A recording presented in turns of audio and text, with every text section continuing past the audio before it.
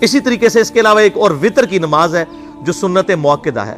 وہ سیدنا مولا علی رضی اللہ تعالیٰ عنہ علیہ السلام کا قول ہے کہ وطر سنت ہے سنت ہے سنت ہے مگر اسے مت چھوڑو. ہے سنت ہے لیکن تاکیدی ہے. آپ صلی اللہ علیہ وآلہ وسلم نے سفر میں بھی وطر اور فجر کی 2 سنتیں پڑھی ہیں، لیکن یہ صرف افضلیت کے اعتبار سے تاکیدی ہیں، ان کی کاؤنٹیبلٹی کوئی نہیں ہے. البتہ یہ ضرور ہے، سنن ابی داؤد میں ایک حدیث ہے کہ جس کی قیامت والے دن فرضوں میں کوتاہی نکل آئے گی تو اللہ تعالیٰ فرمائے گا میرے بندوں کی جو نفلی اور سنت عبادت ہے اس کو تول لو اور فرضوں کے ایکویلنٹ قبول کر لو. تو آپ اگر یعنی سنتیں پڑھیں گے تو اس کے ایکویلنٹ نفلوں کی کوتاہی پوری ہو جائے گی، ادروائز اکاؤنٹیبلٹی اس کی کوئی نہیں ہے. یہ ذہن میں رکھیے گا.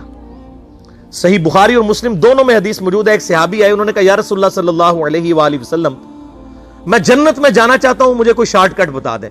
آپ صلی اللہ علیہ وآلہ وسلم نے فرمایا اسلام لانے کے بعد نماز، فرض نماز کو قائم رکھ.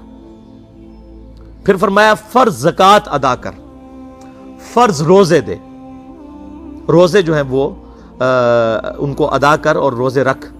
حج اس وقت فرض نہیں ہوا تھا، وہ زندگی میں ایک بار ہے. تو اس نے کہا یا رسول اللہ صلی اللہ علیہ وآلہ وسلم جتنا آپ نے مجھے بتایا نہ میں اس میں ایڈ کروں گا نہ اس میں سے کوئی چیز مائنس کروں گا. اور یہ کہہ کے وہ چلا گیا. آپ صلی اللہ علیہ وآلہ وسلم نے فرمایا اگر کسی نے کسی جنتی شخص کو دیکھنا ہے تو اس کو دیکھ لو جو یہ کہہ کے گیا کہ میں فرض نماز سے زیادہ کوئی نماز نہیں پڑھوں گا، صرف فرض روزہ ہی رکھوں گا، فرض زکوٰۃ ہی دوں گا.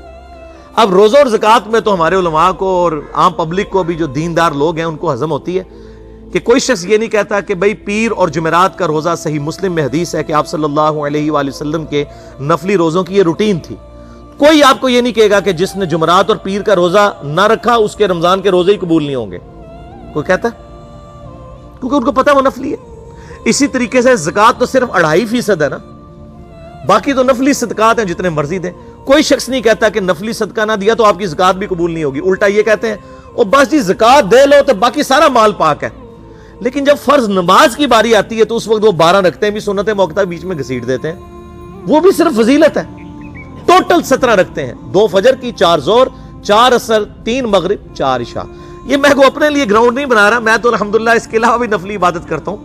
لیکن میں بتا رہا ہوں خدا کے لیے لوگوں کو دین ایسا مشکل نہ پیش کریں کہ جو نبی علیہ السلام نے امت کو وہ دین نہیں دیا ہوا.